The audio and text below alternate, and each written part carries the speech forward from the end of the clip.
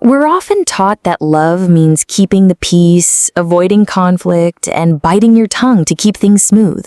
But what's the real cost of that silence? What happens when those unvoiced hurts and unmet needs don't disappear, but instead fester, turning into a bitter undercurrent that poisons everything? Welcome to Love Threads, your sophisticated guide to understanding the intricate world of modern connection. Tonight, we're unraveling the unspoken resentment and the difficult yet necessary journey to finally speak your truth. Ever feel like modern love is less a romantic ideal and more a complex algorithm, constantly recalculating as you navigate endless data points? Like you're caught in a perpetual loop of choices, trying to find a connection that actually sticks in a world buzzing with alternatives.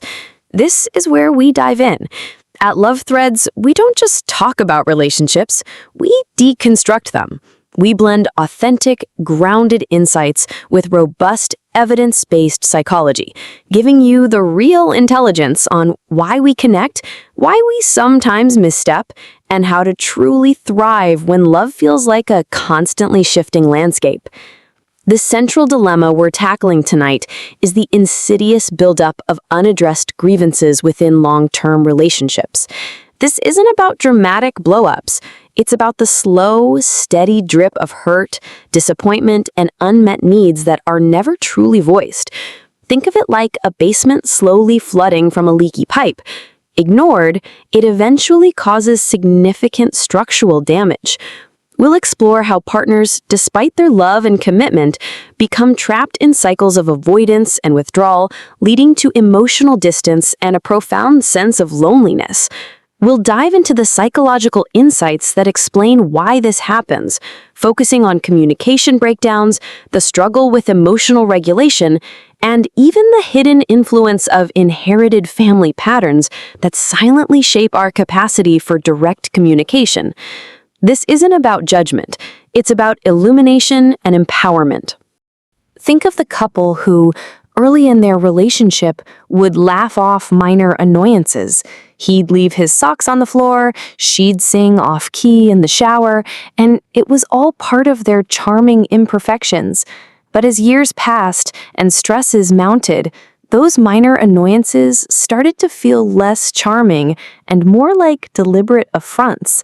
He started feeling unseen and unheard when his partner consistently made plans without consulting him, often canceling their quiet evenings in favor of social gatherings she'd spontaneously committed to. He'd internally sigh or offer a tight, "sounds fun," but never articulated the quiet disappointment of his own neglected need for downtime and predictability. She, on the other hand, grew increasingly resentful of his passivity in household duties. She'd find herself doing the lion's share of chores, making all the doctor's appointments and managing the finances, while he seemed content to just exist, occasionally offering a vague, "let me know if you need anything." She never directly confronted him about the imbalance, worried it would sound like nagging or that he'd accuse her of being controlling. So instead, she'd grow colder, her affection dwindling, their conversations becoming polite exchanges about logistics rather than genuine connection. The love was still there, a faint echo, but it was buried under layers of silent frustration and unspoken expectations, building a wall brick by brick. Then there's the pair who faced a professional setback. One partner was laid off, and the others stepped up, working extra hours, picking up side gigs, determined to support them both. Initially, there was gratitude and a sense of shared purpose, but as weeks turned into months, the working partner began to feel an increasing burden. They were exhausted, stretched thin, and deeply worried about the future.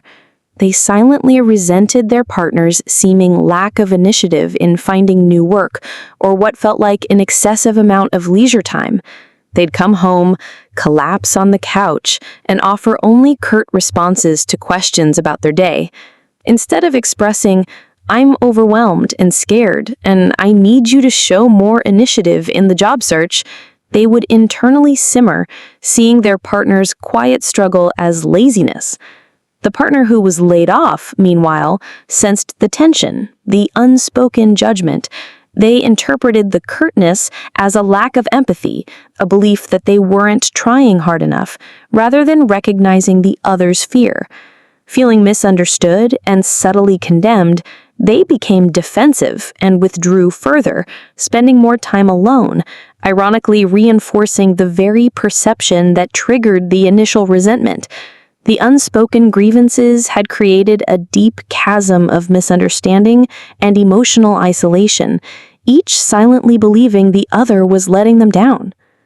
Finally, consider the long-term relationship where a significant, deeply personal event occurred years ago, a betrayal, a moment of profound hurt, or a decision made that irrevocably changed their path. At the time, perhaps due to shock, denial, or a desperate desire to move on, the full emotional impact was never truly processed or spoken aloud. They forgave each other, or at least they said they did, but like a splinter left in the skin, the wound never truly healed. Years later, one partner would find themselves disproportionately angry over minor slights, or inexplicably distant during moments of intimacy. The resentment wasn't about the forgotten anniversary or the passive-aggressive comment. It was a re-triggering of that deeper, unaddressed historical pain. The other partner, unaware of the raw nerve they were touching, felt confused and hurt by the seemingly random eruptions or withdrawals. Why are they so angry about this trivial thing, they'd wonder, completely missing the decades-old echo of the original wound. This unacknowledged history, like a ghost in the room, silently dictated their present interactions, preventing true emotional closeness and leaving both trapped in a cycle of hurt and confusion. These couples, in their unique struggles, represent the common threads of vulnerability, communication breakdown, and the immense effort required to sustain a bond across miles. They illustrate how avoiding difficult conversations, even with the best intentions, can slowly erode the very foundation of intimacy and trust. When couples consistently fail to address grievances, they often fall prey to destructive communication patterns, famously coined as the 4 horsemen of the apocalypse. These are not just bad habits, they are predictors of relationship distress if left unchecked. First, there's criticism. This isn't constructive feedback, it's an attack on the partner's character or personality. Instead of saying, "I feel overwhelmed by the dishes left in the sink," the resentful partner thinks, and sometimes says, "You're so lazy and inconsiderate, you never help around the house." This generalized attack makes the criticized partner feel assaulted and defensive, shutting down any possibility of productive dialogue. It's a fundamental shift from addressing an action to attacking the person. When criticism becomes a pervasive pattern, the recipient learns that opening up is met with judgment, leading them to either counterattack or withdraw. Second, defensiveness is the natural response to criticism. Instead of taking responsibility, the criticized partner deflects blame, makes excuses, or counter-criticizes. "I'm not lazy, you're always nagging, and anyway, I worked late." This escalates the conflict as both partners become focused on self-protection rather than mutual understanding. Defensiveness ensures that no complaint is truly heard or validated, leaving the initial grievance to fester. The cycle becomes criticism leads to defensiveness, which in turn fuels more criticism, creating a perpetually hostile environment where no one feels safe enough to be vulnerable. Third, contempt is the most toxic of the horsemen, often emerging after prolonged periods of criticism and defensiveness. It involves treating your partner with disrespect, disdain, or disgust. This can manifest as sarcasm, cynicism, mockery, eye-rolling, scoffing, or a condescending tone, Oh, please. You think you're tired? Try walking a mile in my shoes, Miss Perfect. Contempt communicates utter disrespect and disgust, signaling that one partner feels superior to the other. It poisons the emotional atmosphere, eroding admiration and affection and dismantling the very foundation of partnership. Contempt is often a direct result of unaddressed resentment bubbling over into active disdain, and it's incredibly difficult for a relationship to recover from without significant intervention. Finally, stonewalling is the ultimate retreat. After repeated attempts to discuss issues have been met with criticism, defensiveness, or contempt, one partner may simply shut down. They physically or emotionally withdraw from the interaction, refusing to engage. This might look like giving the silent treatment, walking away, changing the subject, or becoming unresponsive during conversations. "I'm done with this," or simply a blank stare. Stonewalling is an attempt to self-soothe and avoid feeling overwhelmed, but it effectively blocks all communication and prevents any resolution. It leaves the other partner feeling abandoned, helpless, and completely shut out, amplifying their own sense of loneliness and validating a belief that their needs will never be met. This is often the final stage before a relationship dissolves, as it signifies a complete breakdown in the ability to connect and repair. Nonviolent communication, NVC, and the language of unmet needs. The alternative to these destructive patterns lies in understanding the principles of nonviolent communication, NVC. When resentment builds, it's often because individuals are expressing their pain and needs indirectly, through blame, judgment, or withdrawal, rather than clearly articulating what they are observing, how they are feeling, and what they need. At its core, NVC teaches us to shift from a focus on what's wrong with you to what's alive in me. Instead of a criticism like, "you always leave a mess," NVC encourages a 4-part process: observation, stating a concrete action without judgment. When I see the dirty dishes piled in the sink. Feeling, expressing your emotion clearly. I feel overwhelmed and frustrated. Need, connecting that feeling to an unmet universal human need. Because I have a need for cleanliness and shared responsibility in our home. Request, making a clear, actionable request. Would you be willing to wash your dishes immediately after using them, or at least put them in the dishwasher? When grievances are unaddressed, it's often because partners are caught in a cycle of expressing unmet needs through silent resentment or indirect aggression. They might complain to friends, fantasize about leaving, or punish their partner with coldness rather than directly stating their need for help, appreciation, or shared effort. The problem is not the need itself, but the lack of an effective, compassionate language to express it. The partners who allowed financial disagreement to fester were simply stating their observations as judgments. "You're so irresponsible with money," instead of articulating their deeper needs for security or freedom. Emotional regulation, the inner work of speaking your truth. Ultimately, addressing unspoken resentment demands emotional regulation, the ability to manage and respond to emotional experiences effectively. Often people avoid difficult conversations because they fear intense emotions, their own anger, their partner's defensiveness, or the potential for conflict. This fear leads to emotional avoidance, where the short-term relief of not having the conversation outweighs the long-term cost of accumulating resentment. The individual who subtly turned away from intimacy, feeling unappreciated for their caregiving efforts, was likely struggling to regulate their own anger and exhaustion. Instead of expressing these emotions constructively, they suppressed them, allowing them to morph into passive aggression. Their body language became a substitute for words they couldn't or wouldn't say. Conversely, the partner on the receiving end often struggles with their own emotional regulation, particularly when confronted with what feels like an attack. If they haven't developed the capacity to tolerate discomfort, listen non-defensively, and respond with empathy, they will likely shut down or fight back, perpetuating the cycle of avoidance. Effective emotional regulation in this context means identifying your emotions, being able to pinpoint exactly what you are feeling. For example, hurt, anger, fear, sadness, frustration, rather than a vague sense of unease. Understanding the trigger, recognizing what specific action or lack of action by your partner is sparking that emotion. Tolerating discomfort, being able to lean into the discomfort of difficult conversations, understanding that short-term pain can lead to long-term gain. Self-soothing, having strategies to calm yourself down when emotions run high, allowing for a more reasoned and less reactive response.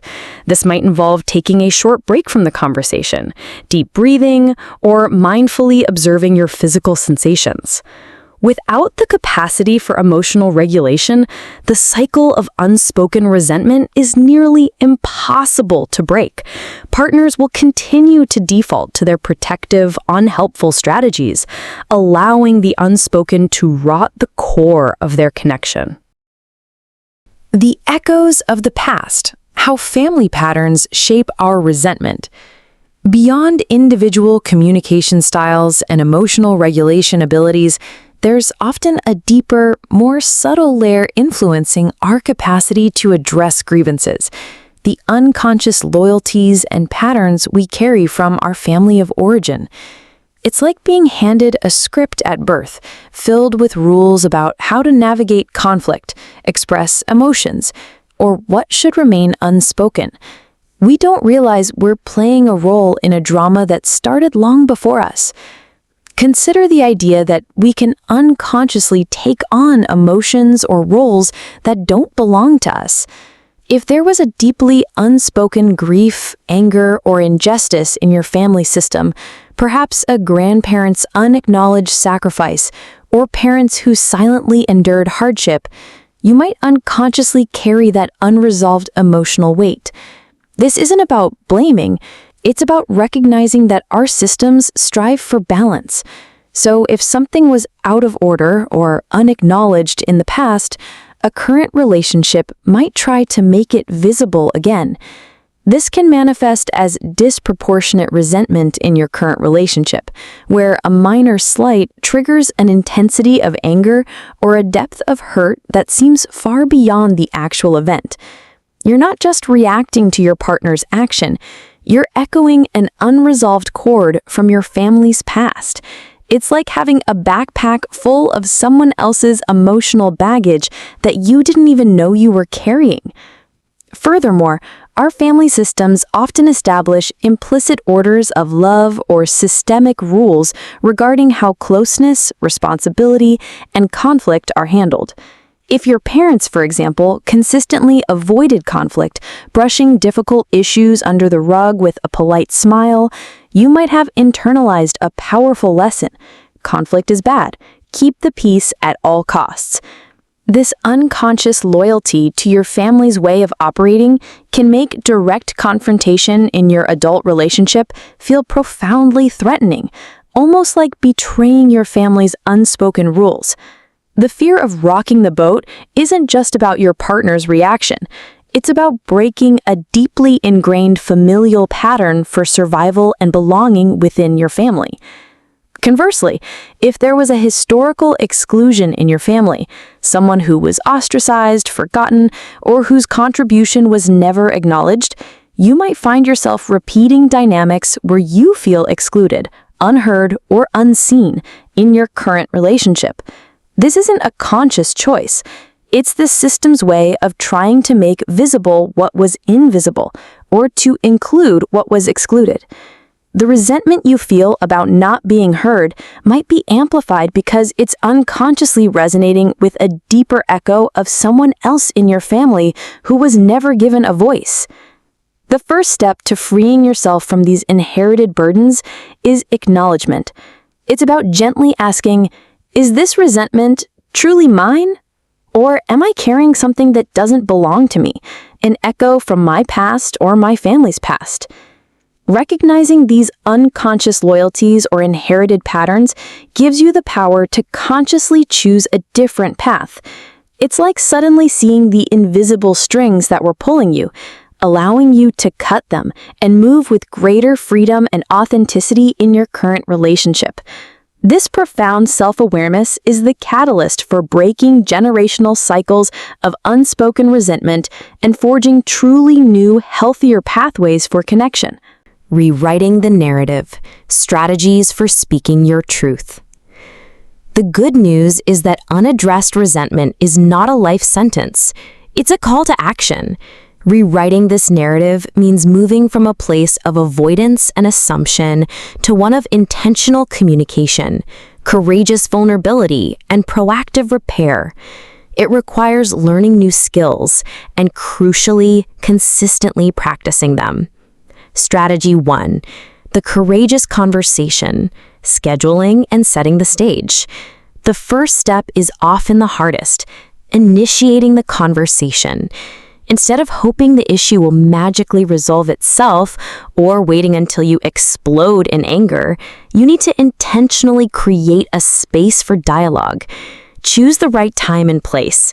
Avoid bringing up sensitive issues when you're tired, stressed, hungry, yes, seriously, or in the middle of another activity. Find a calm, private moment when you both have time to talk without interruption, suggesting, "Hey, I've got something on my mind that feels important for us to talk about. Would you be open to carving out 30 minutes tomorrow evening just for us?" This sets a respectful tone. This is about making a conscious appointment for emotional connection, not a spontaneous ambush. Start with an I statement and a soft startup. This is critical. Instead of leading with blame or criticism like, "You always do X," begin by expressing your own experience and feelings. "I've been feeling a bit disconnected lately, and I've noticed something that's been on my mind that I'd like to share with you." This invites curiosity and empathy rather than immediate defensiveness. It frames the conversation as your experience and your need, not an accusation of their wrongdoing. State your positive intention. Reassure your partner that your goal is to strengthen the relationship, not to attack them. "My intention in bringing this up is to help us understand each other better and feel closer." This reduces anxiety and creates a safer space for open dialogue. Strategy 2. Mastering the art of I statements, unpacking unmet needs. This is where you directly apply the principles of NVC without using the jargon. It's about being precise with your experience. Observation, feeling, need, request. ONFR. This is your communication blueprint. Observation. Fact, not judgment. Describe the specific observable behavior without adding any judgment or interpretation. "When I see the dishes consistently left in the sink after you eat," or "when I notice you're making plans without checking with me." This objective framing prevents immediate defensiveness. Feeling. Your emotion, not a thought. Express the genuine emotion you feel. "I feel frustrated and a little overwhelmed," or "I feel overlooked and a bit hurt." Use words that describe your internal state, not an external accusation. Need. Universal human longing. Connect your feeling to an underlying universal need that isn't being met. This shifts the focus from what you did wrong to what I need to feel okay. "Because I have a need for partnership and shared responsibility in our home," or "because I have a need for inclusion and feeling valued in our shared life." This often reveals the deeper layer of the grievance. Request. Clear, positive, actionable. "Would you be willing to wash your dishes immediately after using them or put them in the dishwasher?" Or, "Would you be willing to check in with me before making weekend plans that involve both of us?" This makes it clear what changes you are looking for. Strategy 3. Practicing empathetic listening, creating a two-way street. It's not just about what you say, it's about how you listen. A true dialogue requires genuine receptivity. Listen to understand, not to respond. When your partner is speaking, focus entirely on understanding their perspective, feelings, and needs. Resist the urge to interrupt, defend yourself, or formulate your rebuttal. Reflect and validate. Show you've heard them by paraphrasing what you've heard. So, what I'm hearing is that when I do X, you feel Y because you need Z. Is that right? Then validate their emotion. It makes complete sense that you'd feel that way. Validation doesn't mean agreement. It means acknowledging their experience as legitimate. Ask open-ended questions. Encourage them to share more. Can you tell me more about that? Or what does that feel like for you? This encourages them to share more. Strategy 4, emotional regulation and repair, navigating the heat of the moment. Difficult conversations will inevitably bring up strong emotions. Learning to manage them is crucial for repair. Recognize your triggers. Pay attention to what makes you defensive, angry, or shut down. Knowing your triggers allows you to prepare for them. Take a break if overwhelmed. If emotions run too high, it's okay to pause. I'm feeling a bit overwhelmed right now, and I need to take a 20-minute break to calm down. Can we resume this conversation then? This prevents escalation and allows both partners to self-soothe. Crucially, always come back to the conversation. Practice self-soothing. Engage in activities that calm your nervous system. Deep breathing, a quick walk, listening to calming music. This helps you return to the conversation from a place of regulation, not reactivity. Offer and accept repair attempts. After conflict, a simple, "I'm sorry I raised my voice," or "I'm sorry I became defensive," can go a long way. Accepting your partner's repair attempts, such as, "Thank you for saying that, I appreciate it," helps to de-escalate and reconnect. Strategy 5, unpacking the unseen, releasing inherited resentment. This is where we acknowledge and address those deeper, often unconscious patterns from our family systems that contribute to our current struggles with resentment. Acknowledge the family pattern. Take time for personal reflection. Did your family explicitly or implicitly avoid conflict? Were certain emotions, like anger or sadness, seen as unacceptable? Was there an unspoken rule about not complaining or rocking the boat? Simply acknowledging these patterns can create distance from them. Say to yourself, "This is how conflict was handled in my family, but it doesn't have to be how we handle it." Step into your adult self in your relationship. This means taking responsibility for your own feelings and needs rather than unconsciously expecting your partner to fulfill a role from your past, or staying silent because it feels safer to act like a child avoiding parental disapproval. It means having the courage to speak up, not from a place of blame, but from a position of personal responsibility. Giving back what isn't yours.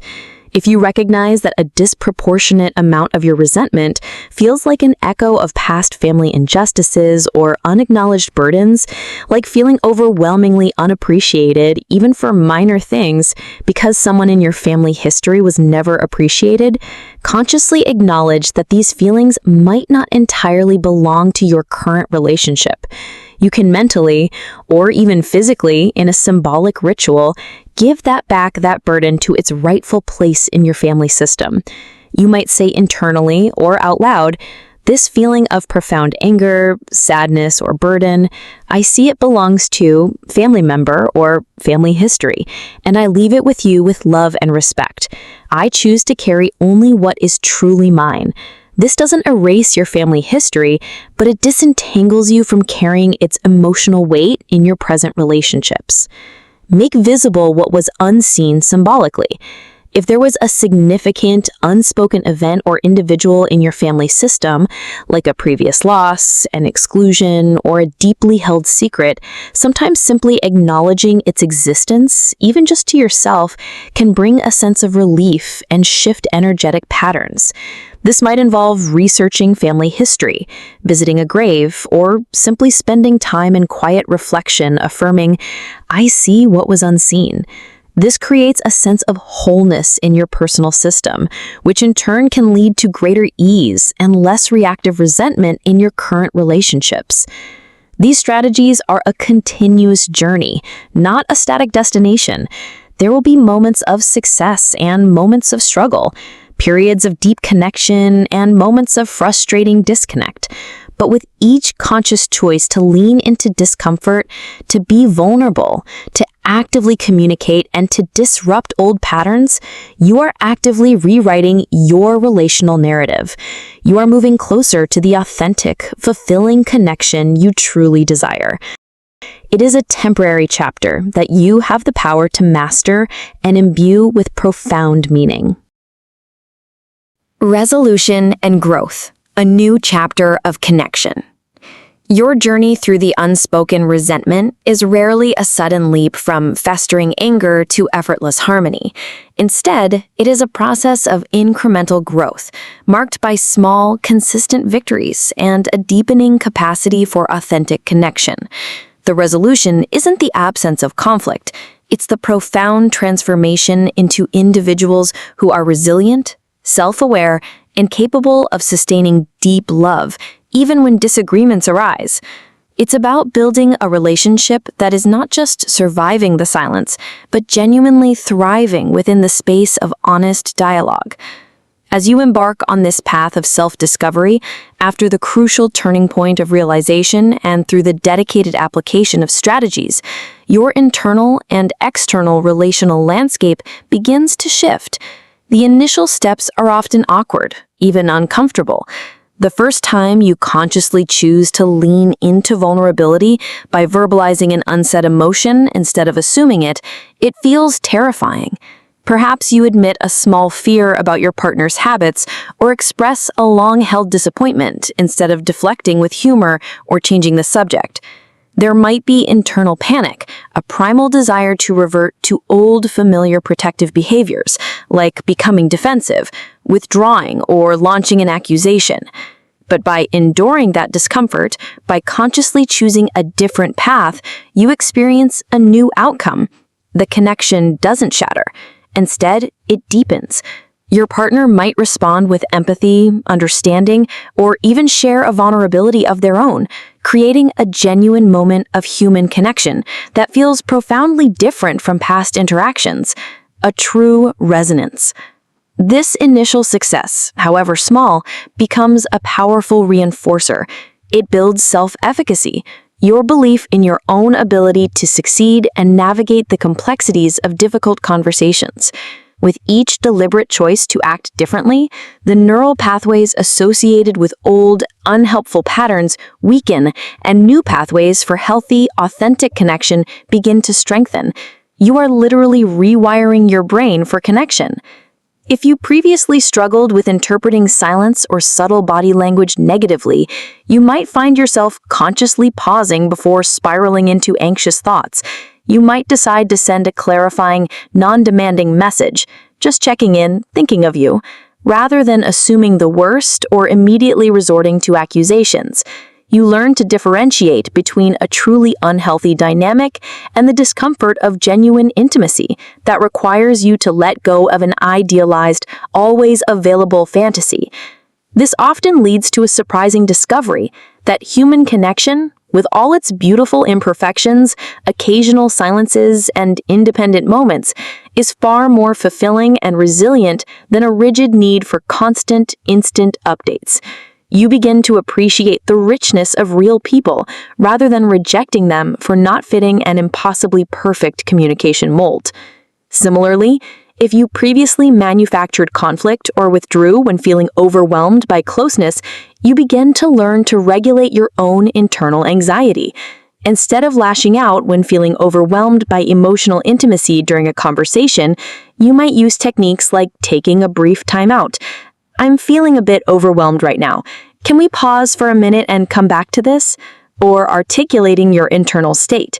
I'm feeling a bit triggered right now, and I need a moment to process what you said. You learn to practice active listening when your partner expresses a need, rather than immediately defending yourself. This doesn't mean conflict disappears entirely.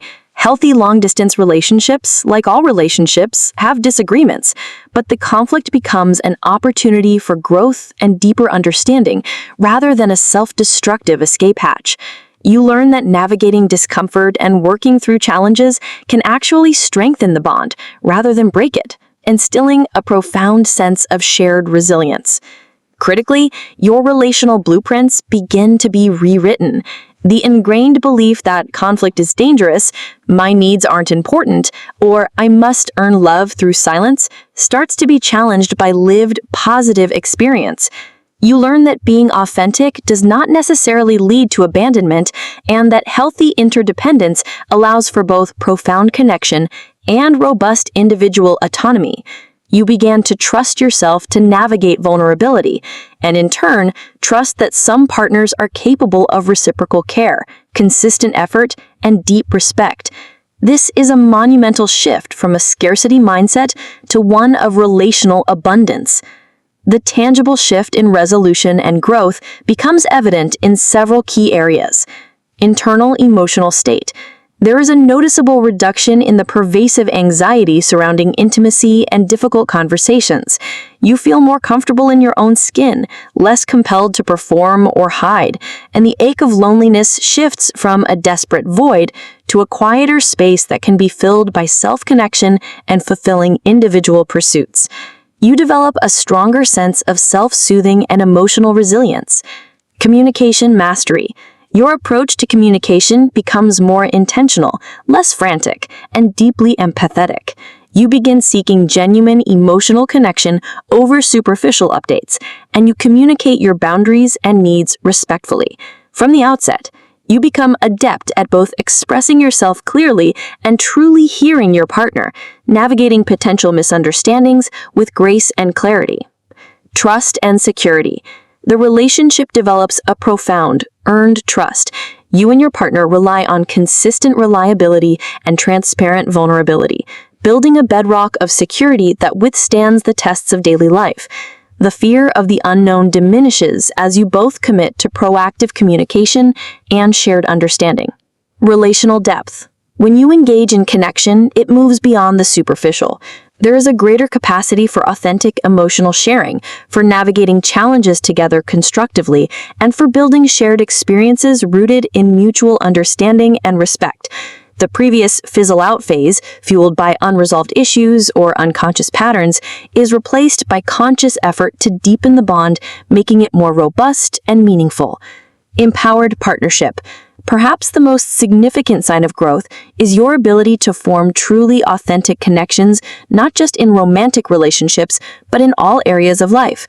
This means showing up as your true self, accepting imperfections in yourself and others, and fostering relationships based on genuine mutual respect and care rather than fear, anxiety, or a desperate need for validation. You move from being a passenger in your relational journey to an active, conscious co-creator. This resolution isn't a final destination of perpetual bliss. Life and relationships will always present challenges, and disagreements will still arise. But you are no longer trapped in the patterns of the unspoken resentment. You have gained the tools, the self-awareness, and the courage to navigate your love threads with greater intention and wisdom, moving towards a future where deep, fulfilling connection is not just a yearning, but a lived reality. You are now an active participant in your relational destiny, capable of building a bond that thrives on honesty and vulnerability. Conclusion: unraveling your own love threads. The unspoken resentment is a poignant reflection of the human condition, our profound desire for connection, intertwined with our primal need for protection, made infinitely more complex by the fear of difficult conversations and the silent influence of our inherited histories. We've journeyed through its subtle manifestations, explored its deep psychological roots in communication challenges, emotional avoidance, and even the unconscious loyalties to family patterns. We've witnessed the transformative power of self-awareness and charted a clear course for applying practical strategies to rewrite these narratives. Breaking free from this dilemma is a testament to resilience, a commitment to growth, and an act of profound self-love. It's about recognizing that the obstacles to connection often reside within, not always outside ourselves. It's about dismantling the protective walls that once served us, but now keep us emotionally isolated from the very love we seek. It's about embracing the courage to be vulnerable, the wisdom to choose differently, and the compassion to navigate our own imperfections and those of our partner. Your love threads are waiting to be unraveled with clarity and confidence. The journey to authentic connection begins with understanding yourself, honoring your past, and bravely stepping into a new way of relating, a way that welcomes the very intimacy you were born to experience. The journey away from simply enduring unspoken pain to truly thriving through open communication is a path of profound self-discovery and true relational maturity. It demands that we look beyond the limitations of fear and truly see the quiet, consistent acts of love, effort, and vulnerability that build a resilient, fulfilling partnership. It's about understanding that the most powerful connections are often forged not in the avoidance of discomfort, but in the unwavering presence and genuine appreciation for the rich reality of love found in the here and now, even when it requires courageous conversations. This shift allows for a liberation from the anxieties of what if, opening the door to a more authentic, sustainable, and deeply satisfying experience of connection. The complex tapestry of our modern lives is rich with these profound bonds, waiting to be fully embraced and appreciated. If this deep dive into the true nature of unaddressed resentment resonated with you, and if you're ready to continue unraveling the intricate threads of modern connection, then subscribe to Love Threads. Join our community for more insights, clarity, and a fresh perspective on navigating your own path to meaningful relationships. Don't miss out on future episodes. Hit that subscribe button now.